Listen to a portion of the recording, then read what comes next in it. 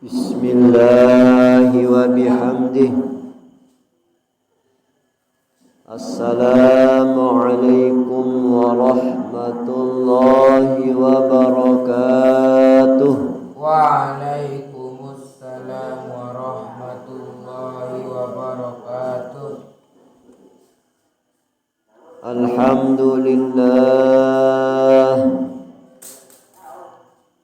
Alhamdulillahi rabbil alamin. Ashhadu an la ilaha illallahul malikul haqqul mubin.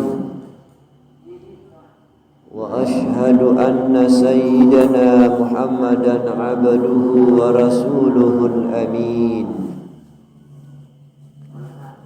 Allahumma salli ala sayyidina Muhammadin wa ala alihi wa sahbihi ajma'in. Allahumma aslih ummata Muhammadin sallallahu alaihi wasallam wa farrij an ummati Muhammadin sallallahu alaihi wasallam warham ummata Muhammadin sallallahu alaihi wasallam wansur wahfaz wa ayyid nahdatal watani fil alamin bihaqqi Muhammadin sallallahu alaihi wasallam. Qala al-muhadditsu rahimahumullah wa nafa'ana bi'ulumihi wa bi'ulumikum fid dharaini amin. Alhamdulillah wa syukrulillah. Kita panjatkan puja puji syukur kehadirat Allah Subhanahu wa taala yang Allah Subhanahu wa taala telah memberikan kita kenyamanan, ketenangan, kedamaian dalam menjalankan perintah Allah Subhanahu wa taala, menjalankan ibadah kepadanya. Karena bila kita kembali kepada zaman jahiliyah, orang tidak bisa tenang, orang tidak bisa nyaman, orang tidak bisa damai melaksanakan ibadah kepada Allah Subhanahu wa taala. Selalu orang-orang kafir Quraisy pada saat itu di Mekah Al-Mukarramah menentang, mengintip orang yang beribadah. Ketika ditemukan orang yang sedang beribadah, menyembah kepada Allah Subhanahu wa taala, maka orang-orang kafir Quraisy pada saat itu membunuhnya, mencaci makinya, memukulnya, bahkan mengusirnya, sebagaimana terjadi pada diri baginda Nabi Muhammad sallallahu alaihi wasallam. Insyaallah. Tatkala baginda Nabi Muhammad sallallahu alaihi wasallam mengumpulkan para sahabat-sahabat pada saat itu di tanah Mina, Rasulullah sallallahu alaihi wasallam membaiat para sahabat. Membaiat para sahabat untuk sami'na wa ata'na kepada baginda Nabi Muhammad sallallahu alaihi wasallam. Maka terkenal sumpah dan baiat itu namanya baiatul aqabah. Baiatul aqabah. Di baiat, disumpah para sahabat di tanah Mina. Maka Rasulullah sallallahu alaihi wasallam membuat masjid di sana. Masjid itu tidak punya atap. Masjid itu tidak punya atap Jadi atapnya langit. Ya, langit atapnya, tidak punya atap.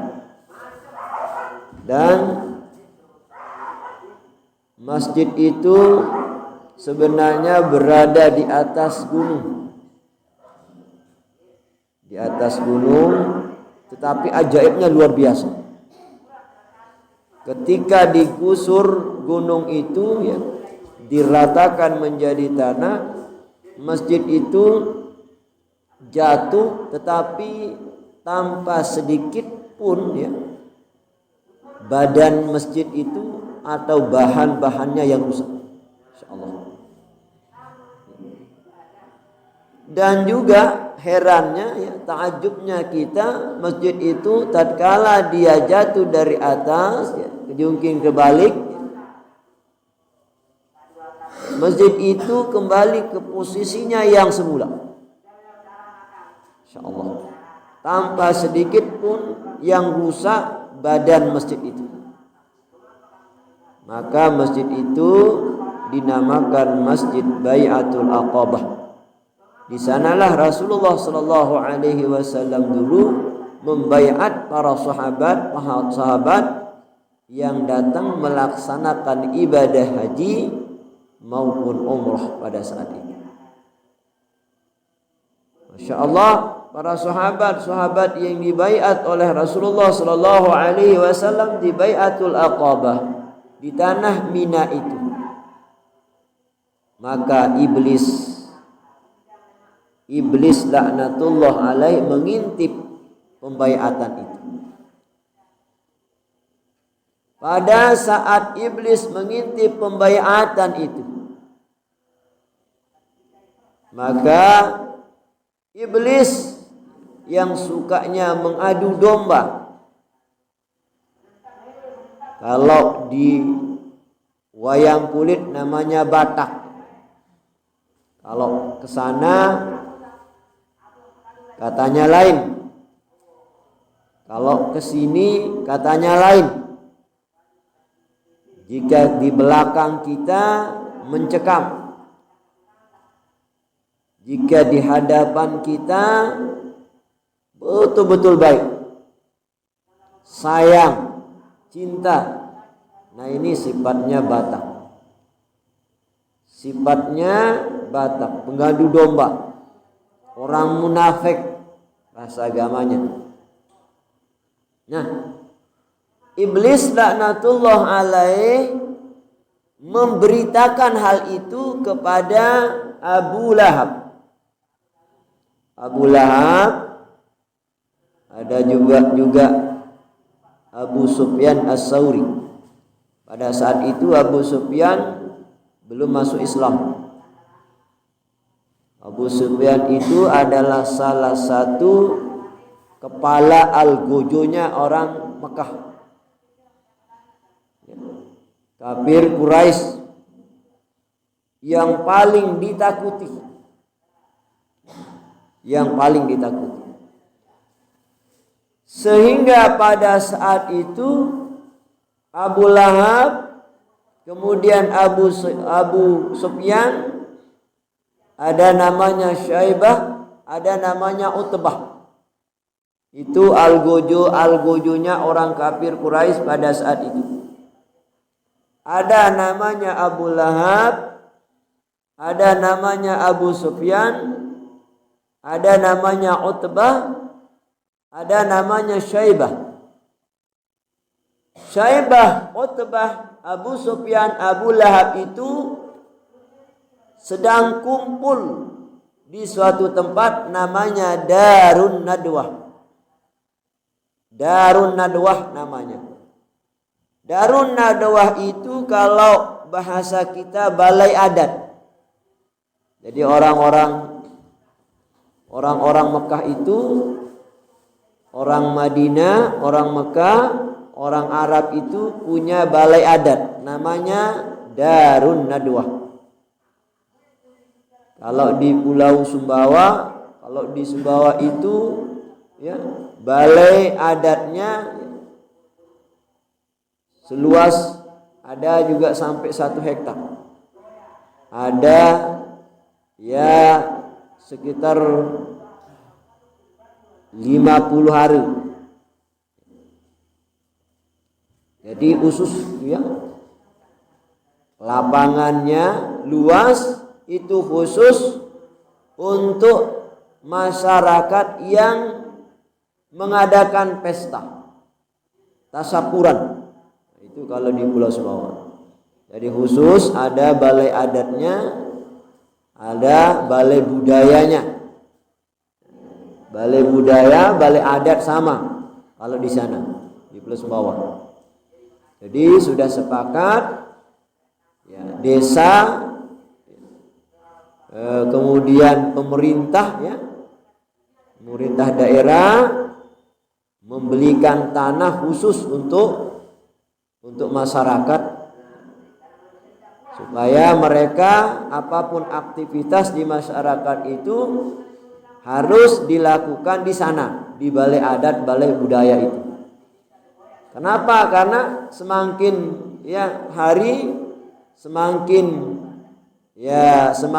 dini ya, semakin luas, semakin banyak manusia, semakin sempit tempatnya. Makanya dikhususkan seluas itu, seluas 50 hari, kadang 1 hektar, khusus di masyarakat itu mengadakan aktivitas apapun bentuknya, aktivitas yang dilakukan oleh masyarakat harus dilakukan di sana. Dinamakan dengan balai adat, balai budaya, balai adat kalau di Sumbawa. Nah, kalau di Mekah itu namanya Darun Nadwah. Kalau di Mekah namanya Darun Nadwah.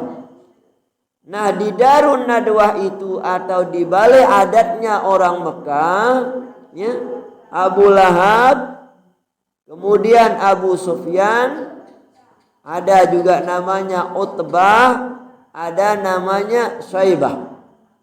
Mengumpulkan semua algojo-algojonya Mekah, mengumpulkan semua petua-petua Mekah ya, di sana di Darun Nadwah itu untuk memusyawarahkan tentang ketegasan, keistiqomahan, keyakinan Nabi Muhammad SAW. Jadi dia itu musyawarah di sana, mengumpulkan masyarakat di Darun Nadwah atau balai adatnya orang Arab, orang Mekah pada saat itu. Apa tujuannya mengumpulkan masyarakat? Ingin membicarakan tentang Nabi kita Nabi Muhammad SAW untuk mengusirnya dari Mekah Al-Mukarramah.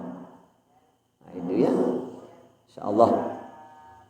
Pada saat itu ya, Iblis laknatullah alaih menyamar sebagai seorang syekh yang sangat alim. Jadi kalau iblis itu bisa saja menggantikan wajahnya apa yang mereka mau, apa yang mereka inginkan, wajah siapa yang mereka inginkan, kecuali wajah baginda Nabi Muhammad SAW. Makanya kalau ada umpamanya seorang syekh yang datang pada malam harinya, kemudian dia membisikkan kita jangan sholat, berarti itu iblis laknatullah alaih. Seperti yang terjadi dulu di zamannya Syekh Abdul Qadir Jailani, yang beliau berkhalwat, datang cahaya yang datang menghampiri Syekh Abdul Qadir Jailani yang sedang berkhalwat. Lalu cahaya itu bersuara, "Wahai Syekh Abdul Qadir Jailani, kamu itu sampai sekian tahun berkhalwat, beribadah, cukuplah dengan ibadahmu itu, cukuplah dengan khalwatmu itu, dengan kebaikanmu itu menghantarkanmu masuk surga. Maka tidak mengapa sekarang berhenti saja. untuk melaksanakan hal itu. Aku ini adalah Tuhan. Itu kata cahaya itu. Insyaallah. Akhirnya Syekh Abdul Qadir Jailani dengan kemantapan keyakinannya mengambil terompanya, sandalnya, melempari cahaya itu. Kamu ini iblis, laknatullah alaih. Seperti itu ya. Insyaallah. Jadi bisa saja dia berubah wajahnya iblis itu. Apalagi pada waktu ya orang sakit umpamanya dia kena sihir kah namanya itu ya. Suka menggoda. Jadi iblis itu meminjam wajah orang lain, meminjam wajah orang lain yang kira-kira nanti diadu orang itu, diadu domba. Misalnya sekarang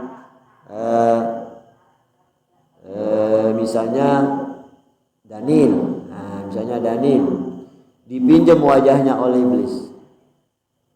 Kemudian ada juga yang mau dia buat sakit, umpamanya Panji. Nah, sakit. Nanti kelihatan Daniel yang kira-kira melepas sihir gitu. Tapi itu iblis dipinjam wajahnya Daniel. Nah, seperti itu ya. Nah, itu kalau iblis laknatullah alaih. Nah, pada waktu Abu Lahab, Abu Sufyan, Utbah dan Syaibah itu sedang musyawarah di Darun Nadwa, tiba-tiba iblis laknatullah alaih itu datang. Ada penjaganya di Darun Nadwa itu, di pintunya ada penjaga, ada haris. Ya, ada penjaga. Insyaallah. Apa kata orang tua ini yang mau langsung masuk ke tempat itu, ke dalamnya? Oh, stop dulu. Tidak sembarangan dipersilakan masuk di sini. Tidak diizinkan. Maaf. Bapak ini tidak dapat undangan. Loh, kenapa tidak? Saya tahu apa yang kalian bicarakan di dalam. Apa ya? Mau mengusir, mau membunuh Muhammad yang gila itu ya. Yang namanya iblis kan. Makanya di saat dulu ya, sebelum Isra dan Mi'raj, iblis atau sebelum lahirnya baginda Nabi Muhammad SAW, iblis itu dulu mengintip pembicaraan Allah dengan malaikat, terutama malaikat Israel, malaikat pencabut nyawa. Mengintip pembicaraannya malaikat dengan Allah, malaikat Israel. Makanya dia tahu, misalnya malaikat Israel diperintahkan untuk mencabut nyawa si A, si B. Dia tahu iblis itu. Nah, akhirnya dia cepat turun ke dunia. Anakmu itu akan meninggal dunia pada jam ini, detik ini. Dia tahu kenapa? Karena dia mengintip pembicaraan Allah dengan malaikat Israel. Tetapi lahirlah Nabi besar Muhammad SAW, maka ditutuplah pintu langit.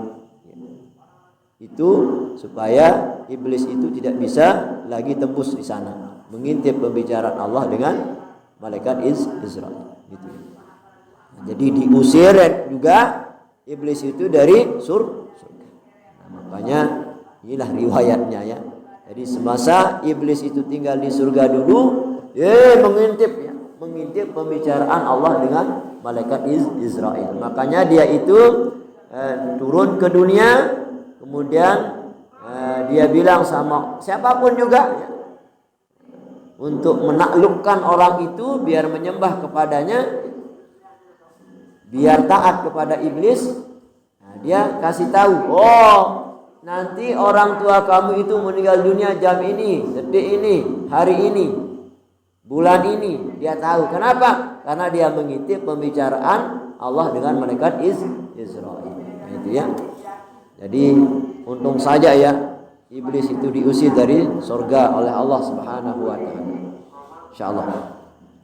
Kemudian karena dia kira-kira ya dianggap wali, orang yang dimuliakan oleh Allah Subhanahu wa taala, oleh Haris, oleh penjaga Darun Nadwah itu, maka dipersilakanlah dia itu iblis laknatullah alaih itu masuk ke tempat musyawarahnya Abu Lahab, Utbah, Syaibah dan Abu Sufyan, atau disebut Darun Nadwah. Maka nanti kalau kalian punya nasib untuk melaksanakan ibadah haji dan umroh, ada di Masjidil Haram itu namanya Babun Nadwah. Babun Nadwah. Jadi Babun Nadwah itu di belakang bab Marwah. Nah, jadi nanti kalau ada nasib untuk melaksanakan ibadah haji maupun umroh, cari bab Nadwah itu. Nah, di sanalah duduk posisinya Darun Nadwah. Di sanalah posisinya balai adatnya orang Makkah dulu. Apapun yang dimusyawarahkan, mau diputuskan, harus disepakati di sana. Nah, disebut Darun Nadwah.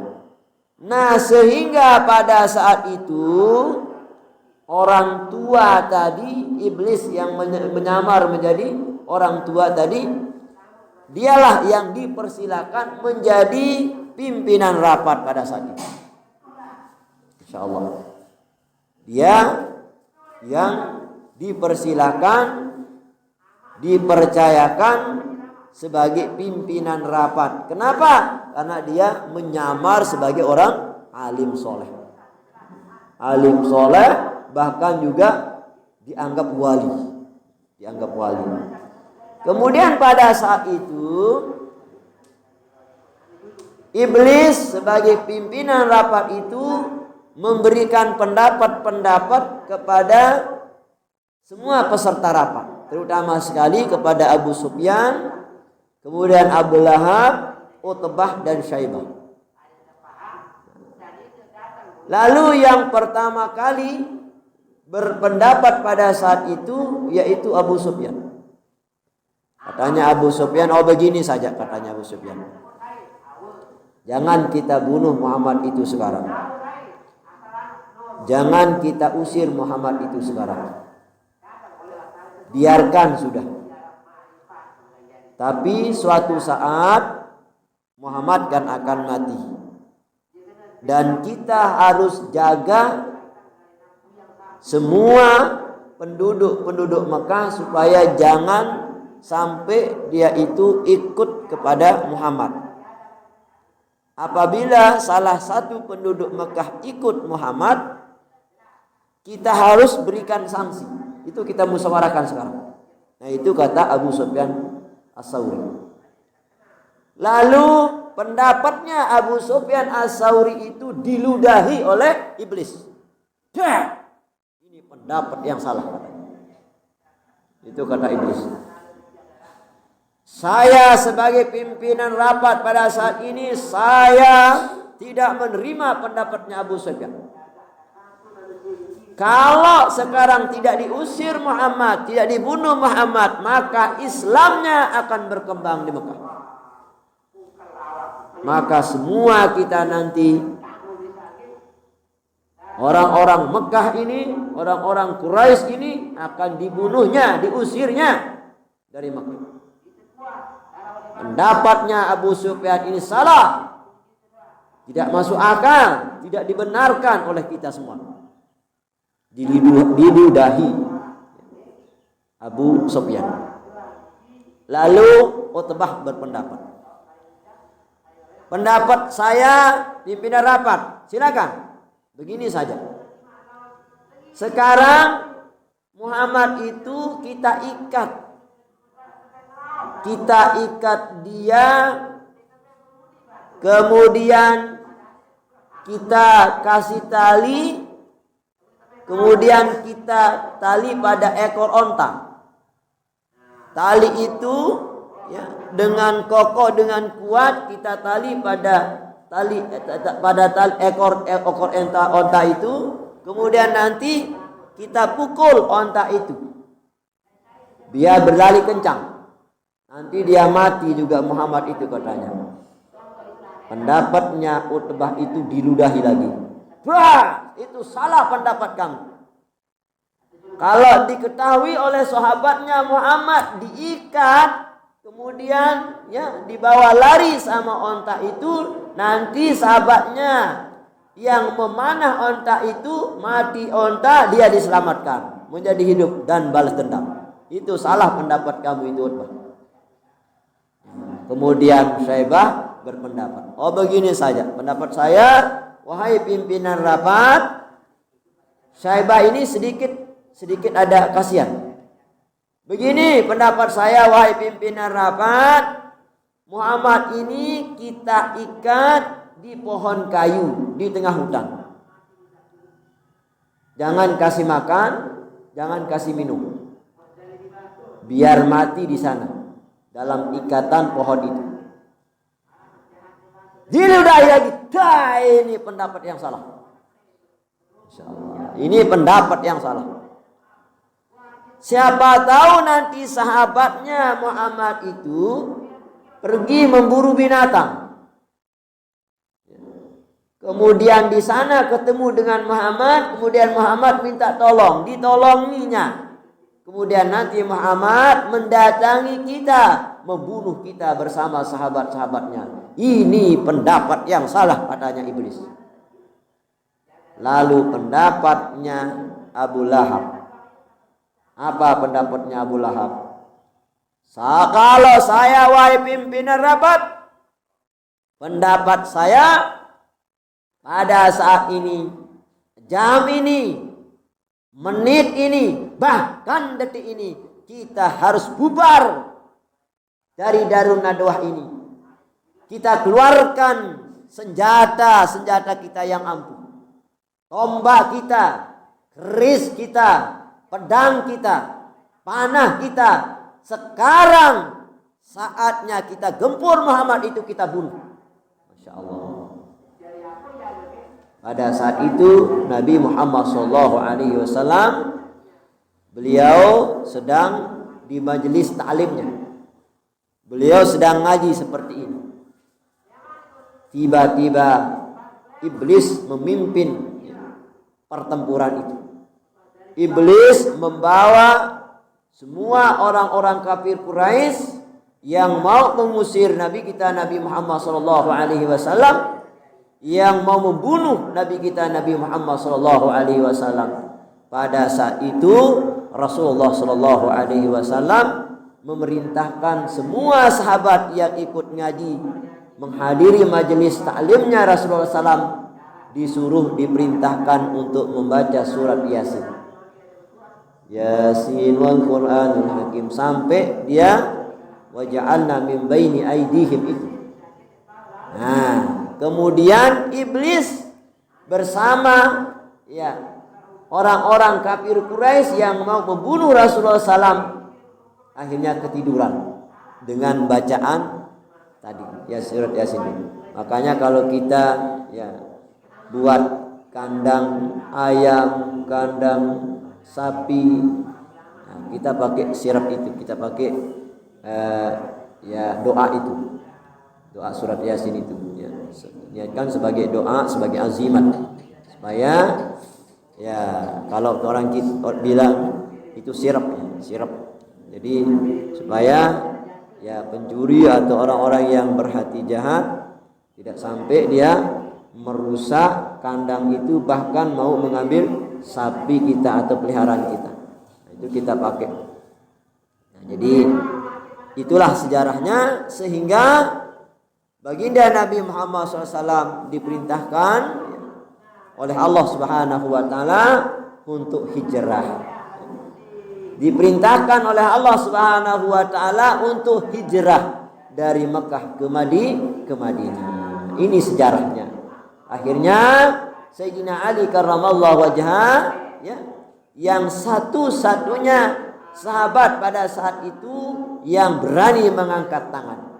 Di saat Rasulullah SAW menawarkan kepada semua sahabat, wahai sahabatku, pada saat ini kita akan digempur oleh orang-orang Quraisy, oleh orang-orang kafir Quraisy yang mau menggempur kita, mau membunuh kita, mau mengusir kita. Makanya sekarang siapa yang berani menggantiku di ranjang?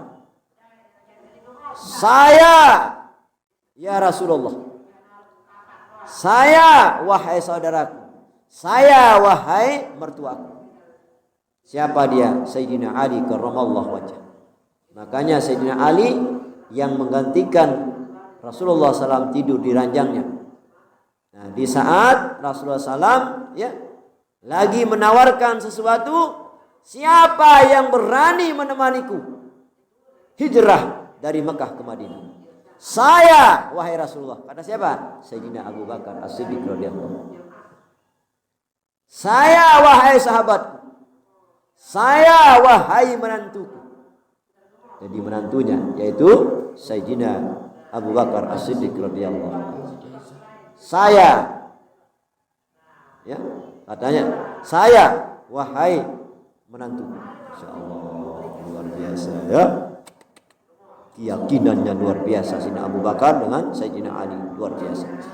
Maka beliaulah Sayyidina Abu Bakar yang menemani Rasulullah SAW hijrah dari Mekah ke Madinah untuk menghilangkan tapak kaki beliau dari kejaran orang-orang Quraisy, Abu Lahab, Utbah, Syaibah dan Abu Sufyan itu. Maka Rasulullah SAW diajaklah Sayyidina Abu Bakar untuk berdiam, bersembunyi di Gua Sur, di Jabal Sur. Jadi bersembunyi di sana selama 3 hari 3 malam. Masya Allah. Jadi makanan itu makanan dibawa oleh Asma binti Abu Bakar. Jadi Asma binti Abu Bakar itu sedang mengandung besar, sedang hamil besar, hamil tua. Jadi Asma binti Abu Bakar itu yang membawakan makanan dari rumahnya, dan itu juga beliau itu Asma binti Abu Bakar berhati-hati jangan sampai ada yang melihatnya. Masya Allah luar biasa. Jadi pada saat itu Asma binti Abu Bakar sedang hamil tua. Nah, kemudian beliau Rasulullah Sallallahu Alaihi Wasallam mendoakan anak yang dalam perutnya itu. Insyaallah anak ini nanti akan menjadi penghafal Quran. Insyaallah. Maka Abdullah bin Zubair namanya. Nanti berikan dia nama Abdullah. Maka Asma binti Abu Bakar yang pada saat itu sedang hamil tua, kemudian melahirkan anak namanya Abdullah bin Zubair. Makamnya ada di Ma'lah. Abdullah bin Zubair. Abdullah bin Zubair beliau sebagai anak angkat Rasulullah SAW. Setelah dia lahir, anak itu kemudian diambil oleh Sayyidina Rasulullah SAW sebagai anaknya. Jadi kemana saja Rasulullah SAW pergi, Abdullah bin Zubair, kemudian Zaid bin Sabit selalu menemani Rasulullah SAW. Dan beliau Abdullah bin Zubair sama Zaid bin Sabit, giliran dia menghafal Quran, ada yang menghafal sambil menulis. Menulisnya dengan telapak kurma, kadang dengan tulang onta. Nah, seperti itu dulu susahnya menulis Quran. Kemudian menghafalnya. Jadi itulah sejarah hijrahnya baginda Nabi Muhammad SAW. Kemudian salawat serta salam kita aturkan kepada baginda Nabi Muhammad SAW. Allahumma salli wa yusallim wa yubarik alaihi. Kemudian kita kembali kepada hadis baginda Nabi Muhammad SAW. Iza nazala bikum karbun au jahdun au bala'un faqulu Allahu Rabbuna la syarikalah. Rawahu al-Baihaqi an Ibni Abbas radhiyallahu anhu. Insyaallah. Jadi iza nazala bikum, apabila ya, malapetaka itu ya, iza nazala bikum karbun au jahdun, apabila malapetaka itu turun ya, atau huru hara itu turun, au balaun, atau cobaan itu menimpa kita, menimpa siapapun juga, faqulu, maka hendaklah kita itu mengucapkan Allahu Rabbuna la syarikalah ya, Allahu Rabbuna la syarikalah. Nah itu ya. Jadi tatkala ada musibah, ada cobaan yang menimpa kita, kemudian huru hara datang ya, insyaallah ada malapetaka yang datang, maka kita diperintahkan Rasulullah SAW untuk membaca kalimat ini, Allahu Rabbuna la syarikalah. Supaya apa? Supaya berhenti malapetaka itu, supaya berhenti cobaan yang besar itu. Jadi Allahu Rabbuna la syarikalah, Allah lah Tuhan kami, tiada sekutu baginya, la syarikalah, tidak ada sekutu baginya. Jadi kita memuji Allah bahwa Allah Subhanahu wa taala lah Tuhan kita yang kita sembah. Jadi tidak ada yang lain. Maka tatkala itu insyaallah akan reda malapetaka itu, akan selesai musibah itu, musibah besar itu, malapetaka itu, huru hara itu. Nah itu kata Nabi SAW, iza nazala bikum karbun au jahdun au bala'un faqulu Allahu Rabbuna la syarikalah. Jadi apabila turun kepada kita itu malapetaka pada dunia ini, pada agama ini ya, kemudian malapetaka atau cobaan besar ya yang menimpa kepada umat manusia, maka ucapkanlah kalimat ini, Allahu Rabbuna la syarikalah. Nah, jadi mudah ya Pak ya. Allahu Rabbuna la syarikalah. Allahu Rabbuna la syarikalah. Allahu Rabbuna la syarikalah. Ya, itu ya. Ya, Allahu Rabbuna la syarikalah. Ya, itu ya. Jadi itu. Jadi apapun ya, bentuknya insyaallah musibah malapetaka itu, baca kalimat ini insyaallah akan reda. Kemudian hadis berikutnya, iza nazara ahadukum ila man fuddila alaihi fil mali wal khalqi falyanzur ila man huwa asfala minhu. Rawahu as-Saikhani an Abi Hurairah radhiyallahu anhu. Jadi ini pernah kita bahas kemarin. Iza nazara ahadukum ila man fuddila alaihi fil mali wal khalqi falyanzur ila man huwa asfala minhu. Insyaallah. Jadi iza nazara ahadukum, apabila seseorang di antara kalian melihat apa yang kita mau pandang, apa yang kita lihat itu, ila man fuddila alaihi fil mal, orang lain yang memiliki keutamaan, kelebihan dalam harta bendanya. Nah itu ya. Jadi tatkala orang itu diberikan kelebihan oleh Allah Subhanahu wa taala, wal khalqi, jadi mereka diberikan kelebihan, punya harta benda, kemudian punya segala sesuatu yang kira-kira mereka merasa cukup. Ya, lalu bagaimana kita?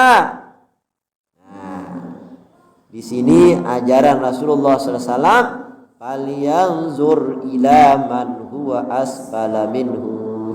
Jadi itu ya. Jadi jangan jangan kita itu suka memandang yang tinggi-tinggi kalau hal dunia, ya. Jangan. Jadi orang punya mobil mewah itu apa yang paling tinggi di Indonesia. Mungkin mereknya Alphard, mungkin apa yang harganya miliaran itu. Dia itu dia kan punya juga mobil yang mewah. Kenapa kita tidak? Nah, padahal bisnisnya, usahanya tidak ada. Jadi mau seperti mobilnya presiden kan? Insyaallah akhirnya dia cari motor-motor di tengah jalan, dirampok orang, dijamret orang. Dia punya emas dirampok, dijamret. Ya, kemudian dia melamar jadi pegawai negeri, kemudian nanti korupsi, atau jadi DPR dia korupsi, ditumpuk terus, dikumpul terus uang tersebut, hasil korupsinya, ribanya, haramnya, ya supaya tujuannya tercapai, mau beli mobil yang mewah tadi.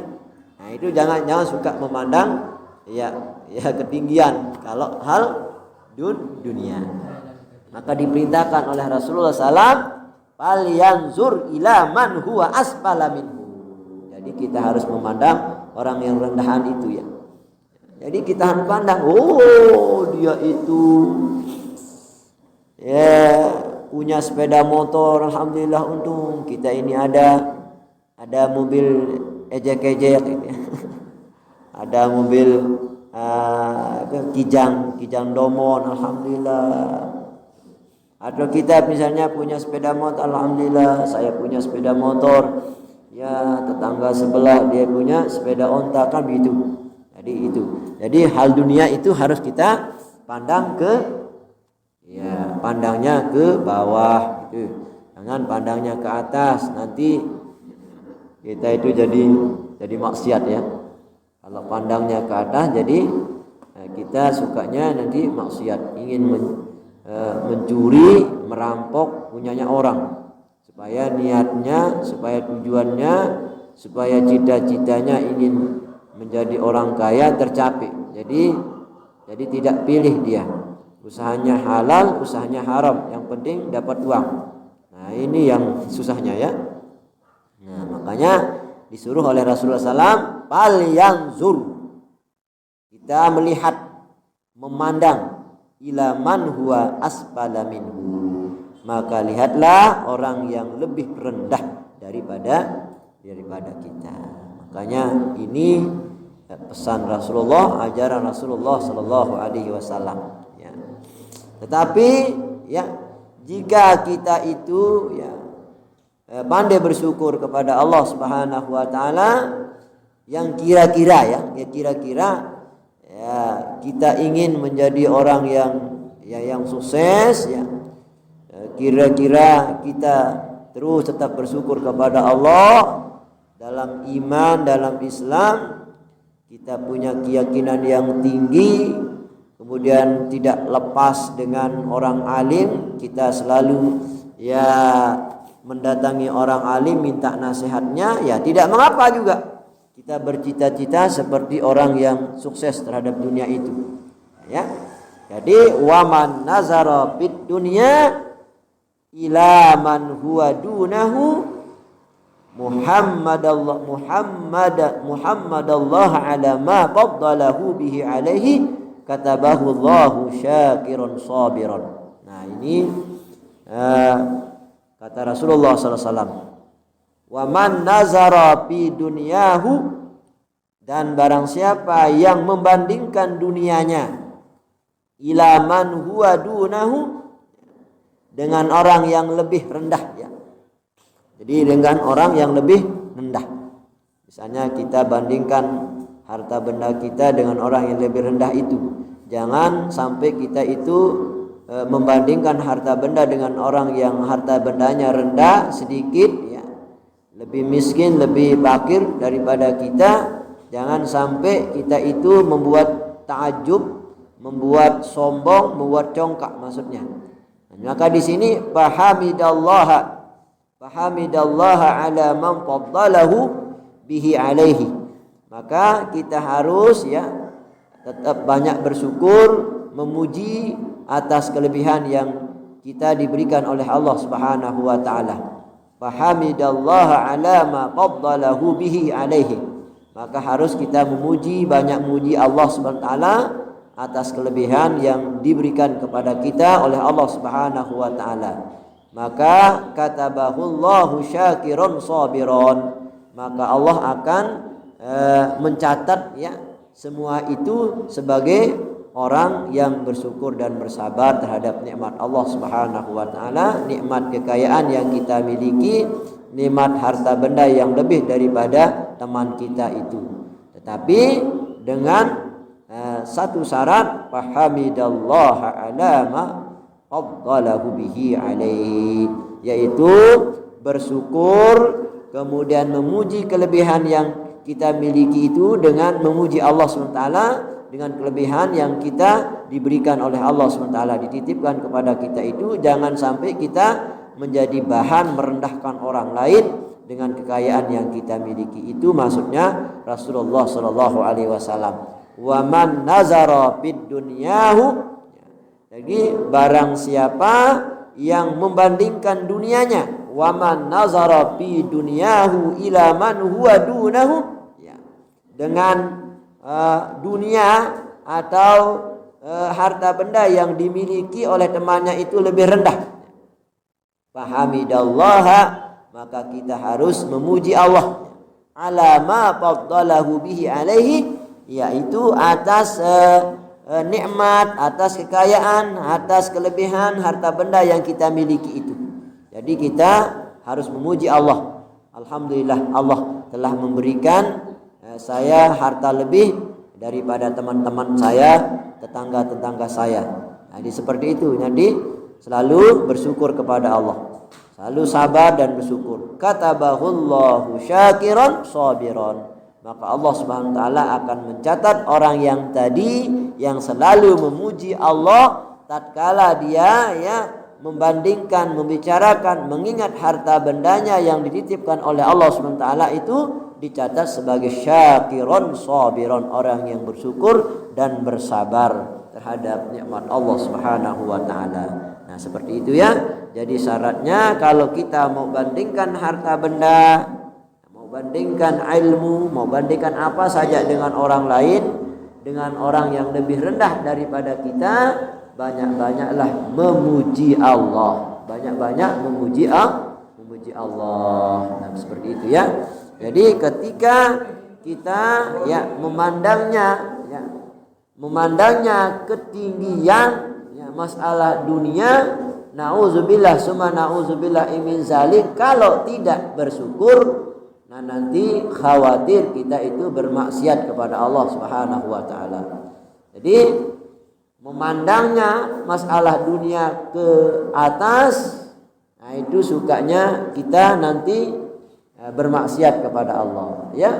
Jadi nanti kita akan usahakan harta benda itu ikhtiar bisnisnya yang maksiat saja atau yang riba saja.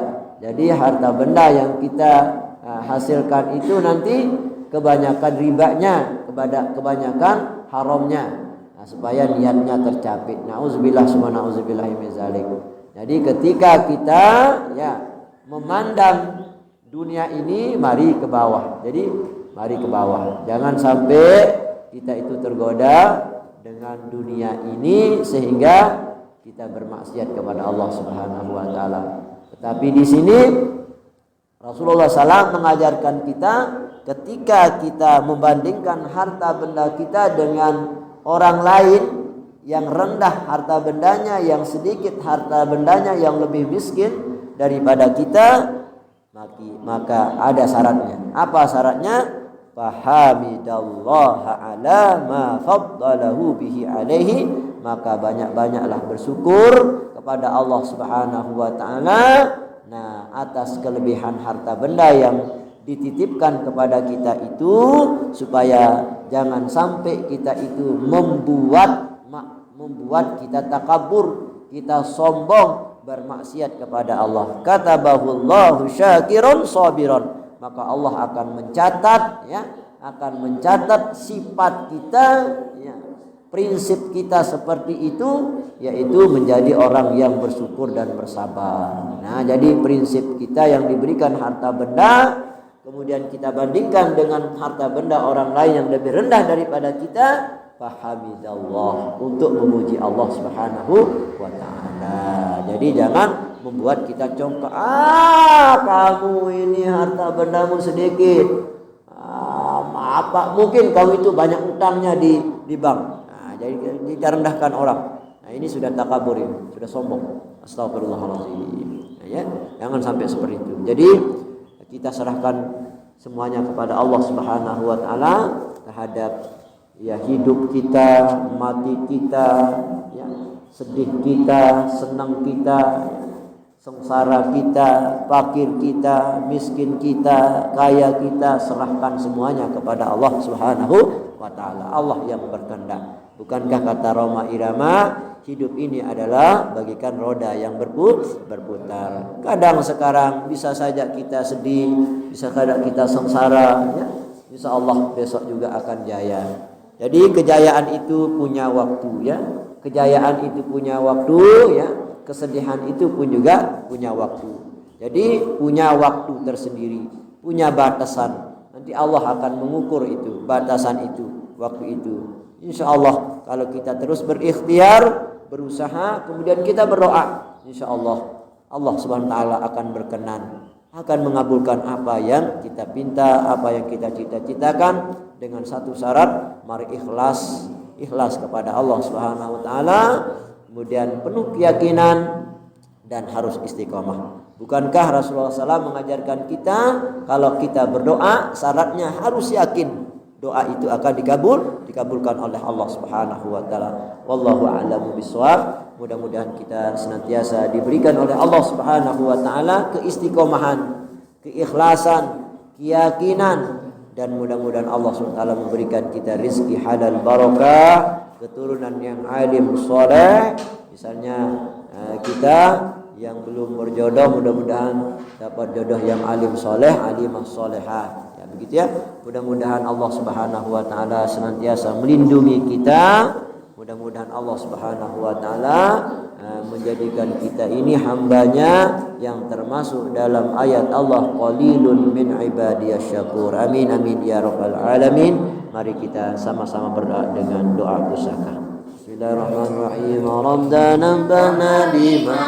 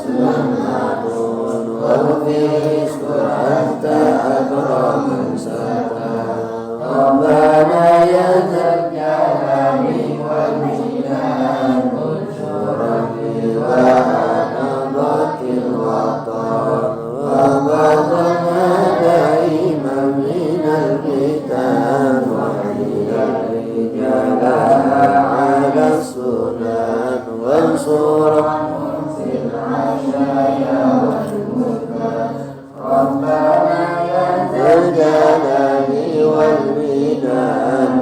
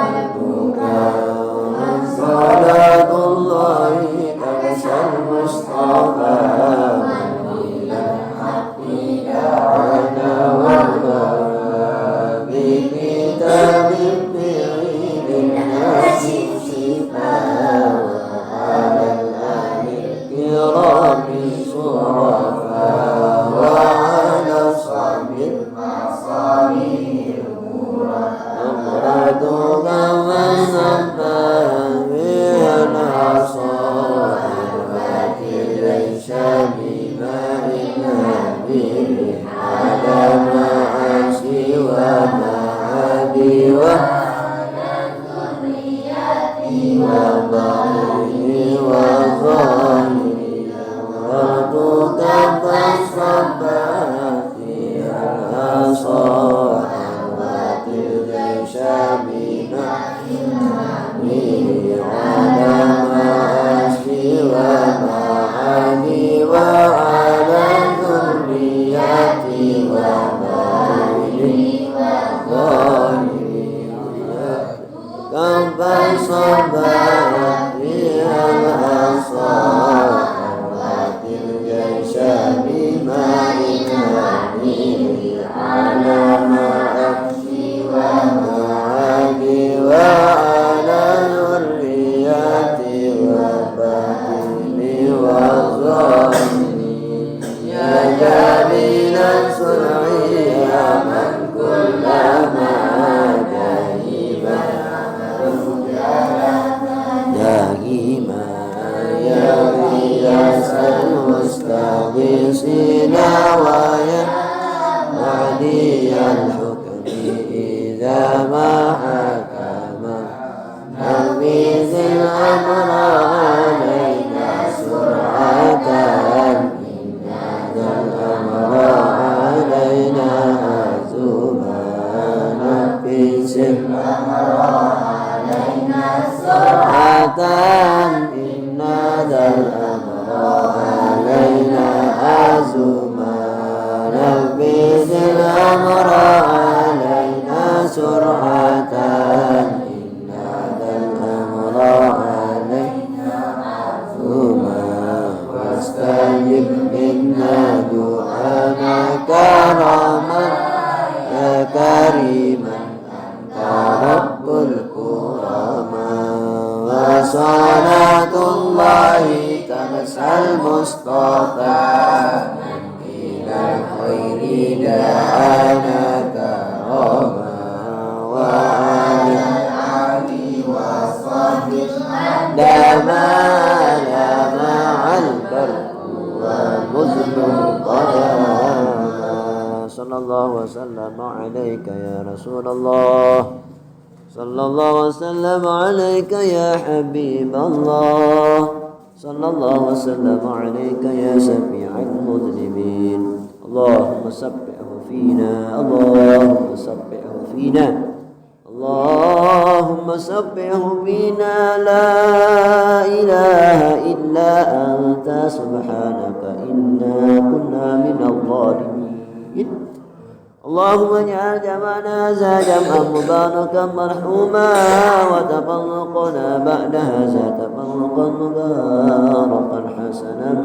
معصوما اللهم اغفر لنا ذنوبنا ولوالدينا وارحمهم كما ربونا صغارا اللهم استر عيب شيخي عنا ولا تزل بركة علمي منا اللهم علمنا ما جهلنا وذكرنا ما نسينا وفهمنا ما لا نفهم وزدنا علما وألحقنا بالصالحين اللهم علمنا ما جهلنا وذكرنا ما نسينا وفهمنا ما لا نفهم وزدنا علما وألحقنا بالصالحين اللهم علمنا ما جهلنا وذكرنا ما نسينا وفهمنا ما لا نفهم وزدنا علما وألحقنا بالصالحين ربنا آتنا في الدنيا حسنة وفي الآخرة حسنة وقنا عذاب النار ربنا آتنا في الدنيا حسنة وفي الآخرة حسنة وقنا عذاب النار ربنا آتنا في الدنيا حسنة وفي الآخرة حسنة وقنا عذاب النار وادخلنا الجنة مع الأبرار يا عزيز يا غفار يا رب العالمين وصلى الله وسلم على سيدنا محمد وعلى آله وصحبه وبارك وسلم سبحان ربك رب العزة عما يصفون وسلام على المرسلين والحمد لله رب العالمين الفاتحة